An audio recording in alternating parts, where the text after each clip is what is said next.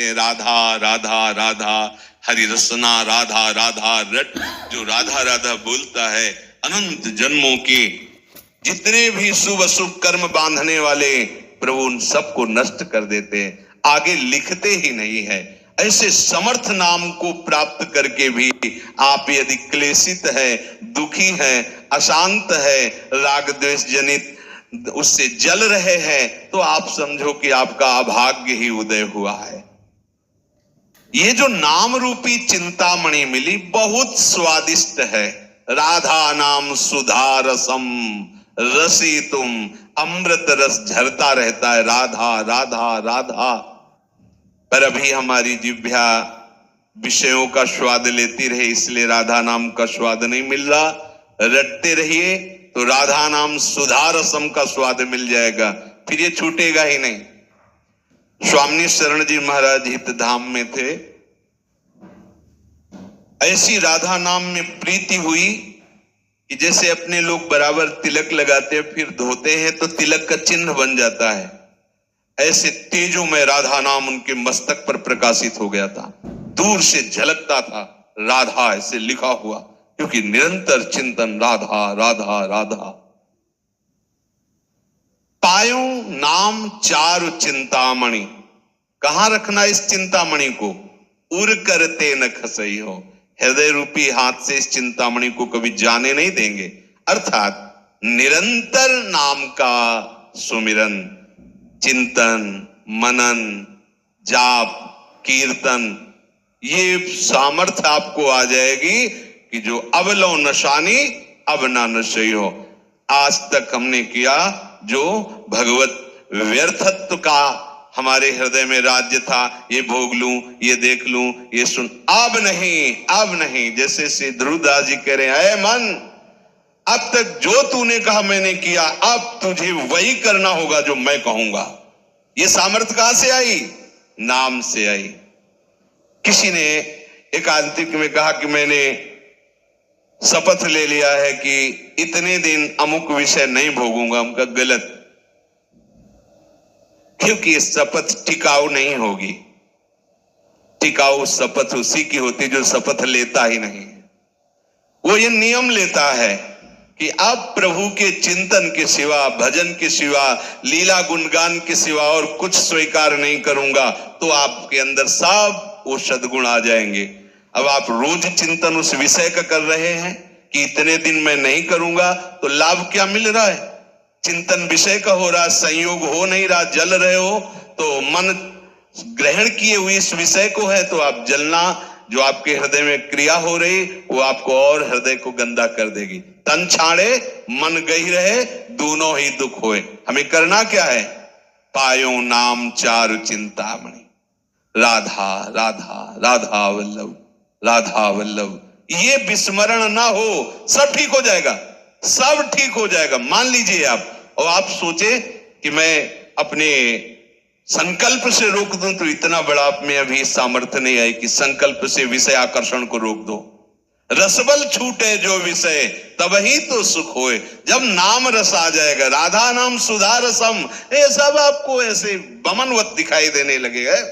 छी, राधा राधा, मन खुद घृणा कर लेगा विषयों से। पायो नाम चारु चिंतामणि, उर करते न खसई हो। इस पर ध्यान दीजिए। यदि नाम नहीं चल रहा है तो ये मन तुरंत ऐसे जाल रचेगा कि आपका पतन करवा देगा, पक्का। इसीलिए कहा हनुमंत विपत्ति प्रभु सोई, जब तो सुमिरन भजन न होई। जब सुमिरन भजन नहीं हो रहा तो विपत्ति है क्या? कि ये माया का कोई न कोई जाल हमको आकर्षित करके फंसा लेगा। हानि हरिवंश के नाम अंतर परे, लाभ हरिवंश उच्चरत बानी। जहां नाम बानी छूटा, हानि ही हो गई। कोई न कोई वृत्ति हमारे अंदर जलन पैदा कर देगी, नया संस्कार भोगों का पैदा कर देगी। श्याम रूप सुचि रुचिर कसौटी, चित कंचन ही कसई हो, अब लो नशानी अब ना नशई हो। कह रहे हैं ये जब भगवान नाम का निरंतर जब चलने लगता है तो प्रभु का रूप प्रकाशित हो जाता है। प्रभु का रूप कोई ध्यान कर सके ऐसी मन बुद्धि में सामर्थ्य नहीं है।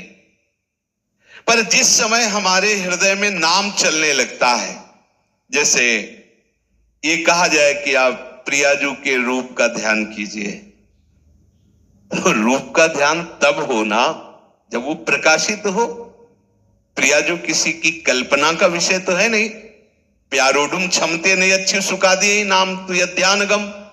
और प्रभु के लिए भी कहा गया है, श्याम सुंदर के लिए भी, यो ब्रह्म रुद्र शुक नारद भीष्म मुख्य रालक्षितो न सहसा पुरुषस्य तस्य। इन बड़े बड़े महापुरुषों के लिए कह दिया गया, मुनि मन ध्यान धरत नहीं पावत। बड़े बड़े मुनिजन प्रभु श्री हरि का ध्यान धरना चाहते, पर वो पूर्ण रूप से हृदय में उनका ध्यान नहीं लगा पाते। ये प्रभु के रूप का ध्यान कब होता है? बोले जब नाम को निरंतर हृदय में चलाया जाता है। हृदय की बात हो रही।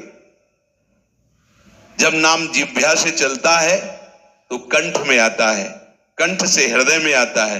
रोम रोम जब रग रग बोले तब कछ स्वाद नाम को पाए। हर नस नाड़ी में नाम विराजमान। अरे अद्भुत महिमा नाम की, अद्भुत महिमा। नाम जो रूप है सच्चिदानंद में, वो आपकी कल्पना नहीं है, वो साक्षात झलकने लगता है, झलकने ये केवल नाम की सामर्थ्य से। इसलिए बड़े बड़े महापुरुषों को देखा है, पहले नाम, पहले नाम, नाम के बाद रूप, नाम के बाद रूप का प्रकाश होता है। रूपाशक्ति ही लीला में प्रवेश करती।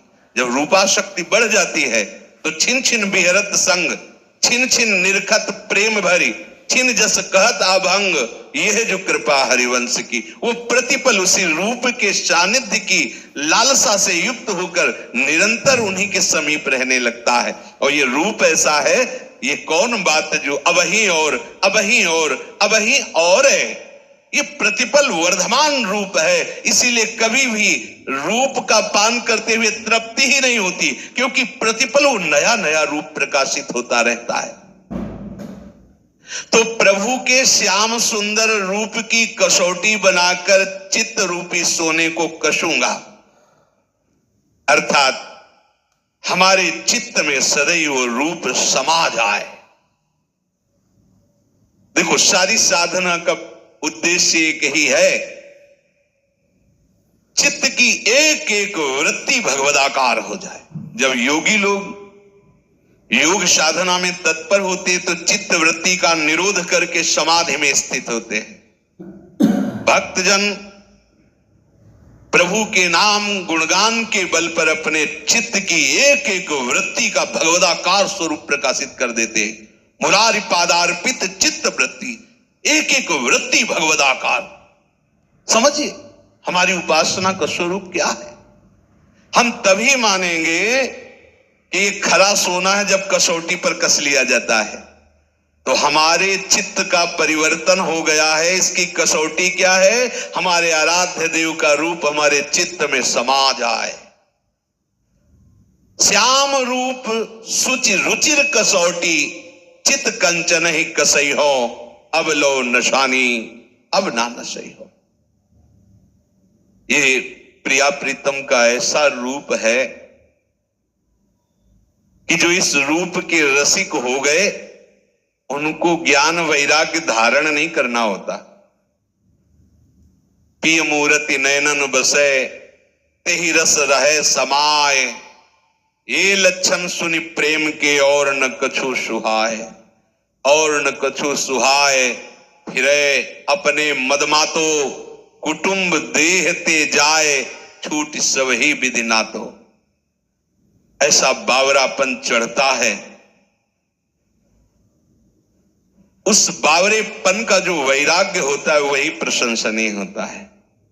जैसे हम कोई वस्तु का त्याग करते हैं तो त्याग का राग रहता है अंदर, तो अहम रहता है। तुम क्या समझते हो, मैं आज एक एक रोटी मांग कर उधर पोषण करता हूं, पर कल जमींदार था। त्याग का राग अंदर बैठा हुआ है। ये सुना है हमने। पास में एक संत रहते थे, वो धनी घर से थे, तो किसी संत से उनका कुछ ऐसा मनमुटाव हो गया, तो कहा तू क्या समझता है, तेरे जैसे नौकर थे मेरे घर में, तेरे जैसे नौकर थे मेरे घर में, ये तो भगवत प्राप्ति के लिए बाबा जी होना, तुम ऐसा वैसा समझते हो। क्या हो गया, बाहरी विषयों का त्याग होने पर भी अंतर में जो विषय का त्याग का राग है, अहम है, वो भगवत प्रेम नहीं होने देगा। खास बात है अंतर से विषय राग का त्याग, चाहे वो ज्ञान मार्ग हो चाहे वो प्रेम मार्ग हो। अगर हमारा किसी भी वस्तु व्यक्ति स्थान का राग अंदर है तो आप ना ज्ञानी हैं, ना आप वैरागी हैं, ना आप प्रेमी हैं। जब विवेक जागृत हो गया तो वो राग का नाश करता है ज्ञान मार्ग में। और भक्ति मार्ग में जब रूपा शक्ति हो गई तो बावरापन आ गया तो अपने आप सब छूट जाता है। और ये छूटना ऐसा प्रशंसनीय छूटना होता है कि पूछो मत। इसमें वस्तु का स्वरूप से भी त्याग, उसके राग का त्याग, उसकी स्मृति का त्याग। आई ब्रजनारी सुनत बंसीरो, गृह पति बंधु विसारे, त्यागे नहीं विसारे, विस्मरण है।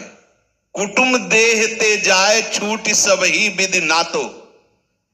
अगर ये बातें आपके हृदय में नहीं है तो धीरे धीरे भक्ति का पाखंड रूप हो जाता है, भक्ति रोग ग्रसित हो जाती है, पाखंड होने लगता है, अपने मान सम्मान की रक्षा के लिए नाटक होने लगता है। शुद्ध भक्ति से हम रहित हो जाते हैं। अपने प्यारे के रूप रस का पान करने की जिसके हृदय में व्याकुलता पैदा हुई है वो सावधान हो जाए, नाम न छूटने पावे, नहीं रूप आप संभाल नहीं पाओगे। नाम ही ऐसी सामर्थ्य है जो रूप को आकर्षित करके हृदय में बंदी बना देता है। आराध्य देव का रूप कभी जाता ही नहीं है, हर समय बना रहता है। भाई जी महाराज बहुत विचारवान महापुरुष, उन्होंने कहा प्रभु यदि सामने हो तो भी नाम मत छोड़ना। आप देखो कितने घाटे का सौदा आप पसंद कर लेते हो, यहां कह रहे प्रभु सामने हो तो भी नाम मत छोड़ना। त्रिभुवन की राज्य लक्ष्मी देने पर भी आधे पल के लिए नाम मत छोड़ना।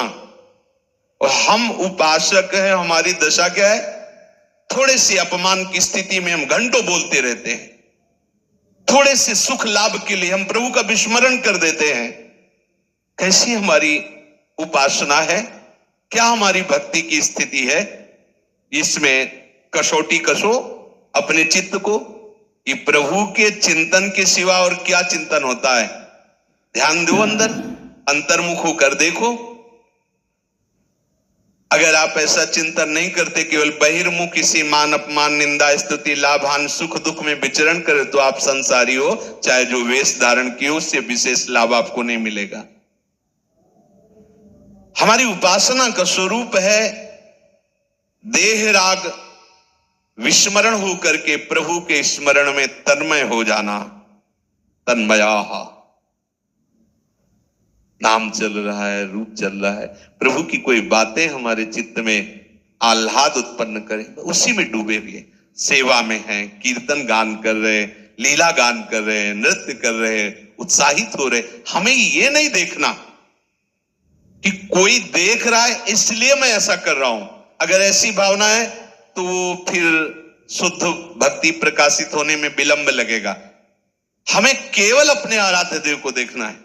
मेरे प्रिया प्रीतम सा, उनके लिए मैं नाच रहा हूं, उनके लिए मैं गा रहा हूं, उनके लिए ही हमारा जीवन है। अगर आप ऐसा चलेंगे तो आप में ऐसी सामर्थ्य आ जाए कि ये इंद्रियां आपको फंसा नहीं पाएंगी। गोस्वामी जी कह रहे परबस जान हंस्यो इन इंद्रिन निज बस होए न हंसई हो। जब मुझे भगवत शरणागति नहीं मिली, भगवान नाम महिमा मेरे हृदय में प्रकाशित नहीं हुई, तब तक इन इंद्रियों ने मेरी दुर्दशा कर दी। देख लो कैसी दुर्दशा है, श्वान की तरह दुर्दशा है। श्वान जूठी पातरे चाटते घूमता है जैसे, ऐसे ही ये मन और इंद्रियां मिलकर भोगे हुए विषय को बार बार भोगने की इच्छा, सुने हुए विषय को भोगने की इच्छा। क्या है मेरी हंसी उड़ा दी, मजाक बना दी। जो आत्मस्वरूप भगवद अंश है वो एक निम्न कोटि के विषयों में कैसा स्वान की तरह भटक रहा है, नाना प्रकार की कुचेष्टाएं उस